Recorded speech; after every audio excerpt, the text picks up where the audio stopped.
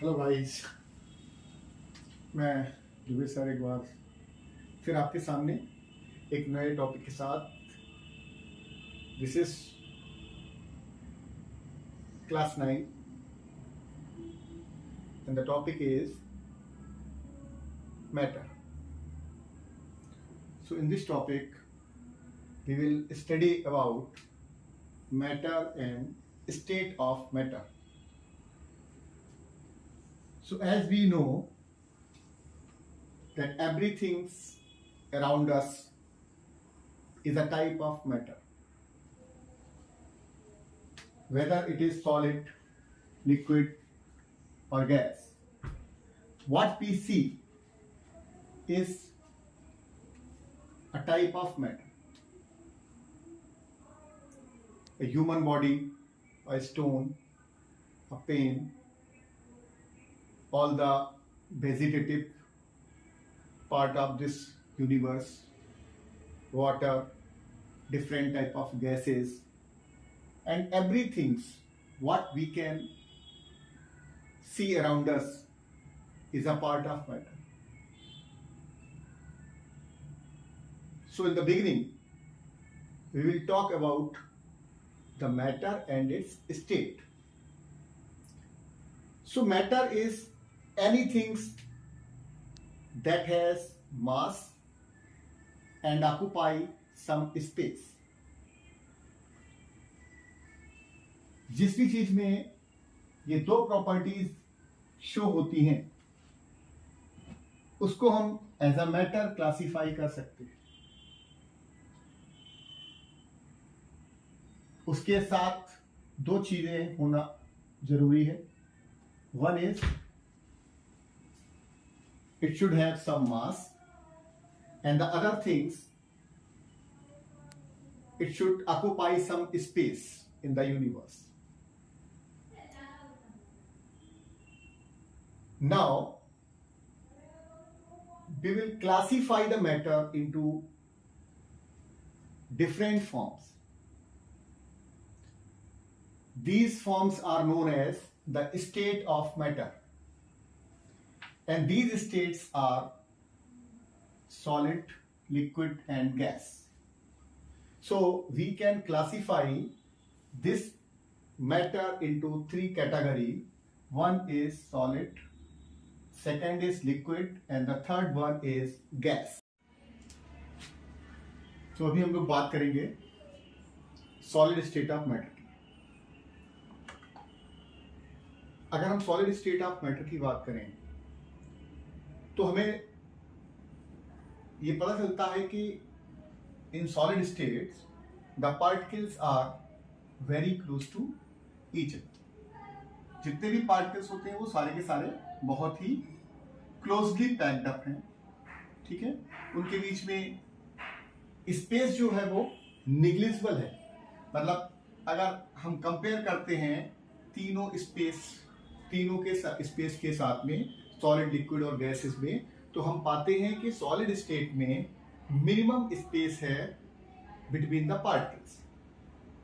अब चूंकि पार्टिकल्स के बीच में स्पेस नहीं है इसलिए उनको हम ना तो कंप्रेस कर सकते हैं ज्यादा, ना ही पार्टिकल्स का मूवमेंट हमको देखने को मिलता है. इसी के कारण हम देखते हैं कि सॉलिड जो होते हैं उनका शेप बिल्कुल रिजिड होता है, फिक्स शेप होता है, वो फ्लो भी नहीं करते. तो इस तरीके की जो प्रॉपर्टीज है मैटर की वो सॉलिड शो नहीं करता. और इसका मेन रीजन क्या होता है, वो है पार्टिकल्स अरेंजमेंट. अब हम ये पता करने की कोशिश करते हैं why these particles are so closely packed up. So these particles are very close to each other because they are attracted by some intermolecular force of attraction. In particles के बीच में एक बहुत ही स्ट्रॉन्ग फोर्स काम करता है जिसके कारण ये पार्टिकल्स आपस में बहुत क्लोजली पैक्ड होते हैं. ये फोर्स जिसको हम लोग इंटरमॉलिक्यूलर फोर्स ऑफ अट्रैक्शन कहते हैं, ये फोर्स पार्टिकल्स को अलग होने से रोकता है, पार्टिकल्स को दूर जाने से रोकता है, और इसी फोर्स की वजह से हम कह सकते हैं कि पार्टिकल्स बहुत हार्ड होता है। पूरा स्ट्रक्चर देखेंगे सॉलिड का, तो सॉलिड्स की जो प्रॉपर्टीज की बात करते हैं तो सॉलिड बहुत हार्ड होते हैं, रिजिड होते हैं, they have fix shape, they have high melting and boiling point, and they have high density, and all these properties shown by the solid state is due to the fact that they have strong intermolecular force of attraction. अभी हम लोग बात करेंगे liquid state of matter की। जैसा कि मैंने आपको पहले ही बताया था कि लिक्विड स्टेट ऑफ मैटर्स भी इन्हीं 4 पॉइंट्स पर डिसाइडेड होगा कि कोई जो भी सब्सटेंस आपको दिया गया है वो लिक्विड स्टेट में होगा या नहीं होगा। तो अगर हम प्रॉपर्टीज ऑफ लिक्विड्स की बात करें, so these 4 very important properties are shown by the liquids. The particles have some space between them. It means the particle of liquids have some space in between them so they can move. Intermolecular space is more than solid. As we study that the particles are not very close, they have some space between them, and intermolecular force of attraction is less than solid. The force of attraction between the particles is less than solid, and the kinetic energy of the particle is more than solid. अगर हम तीनों को compare करें तो kinetic energy of particle of liquid is moderate. It has greater kinetic energy than that of the solid state. That is why liquid can flow. ज्यादा space होता है उनके बीच में, फोर्स। ओके, नाउ हम लोग बात करेंगे गैसियस स्टेट ऑफ मैटर की। तो गैसियस स्टेट ऑफ मैटर्स के अंदर हम देखते हैं कि जो पार्टिकल्स होते हैं वो क्लोजली पैक्ड अप नहीं है। There is a lot of space between the particle of the gas, and this is due to the weak intermolecular force of attraction. चूंकि इनका जो फोर्स ऑफ अट्रैक्शन है इनके बीच में लगने वाला वो बहुत ही वीक है, जिसके कारण ये मूवमेंट करते रहते हैं। और अगर तीनों स्टेट की हम बात करें, सॉलिड, लिक्विड और गैस की, तो सबसे ज्यादा जो स्पेस है वो इसी स्टेट में आपको देखने को मिलेगा पार्टिकल्स के बीच में।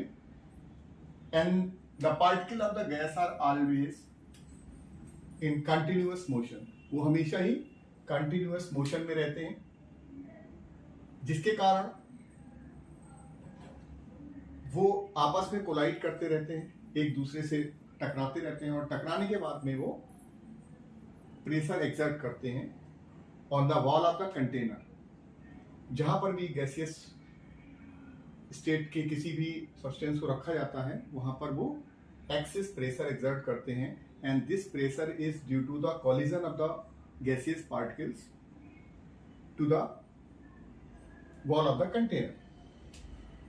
चूंकि यहां पर हमने देखा कि बहुत ज्यादा स्पेस होता है इनके बीच में, ठीक है, और इस स्पेस की वजह से they are free to move,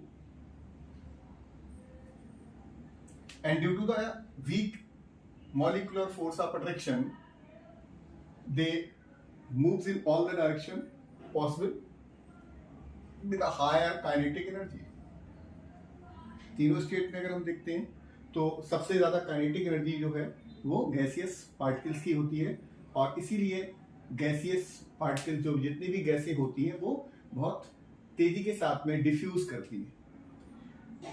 diffuse, अभी आपको मैं इस पर एक नया टॉपिक बनाऊंगा, डिफ्यूजन क्या होता है, ठीक है। लेकिन अभी फिलहाल आप समझ लीजिए, डिफ्यूजन का मतलब होता है intermixing of the particles. Particles का आपस में इंटरमिक्स हो जाना।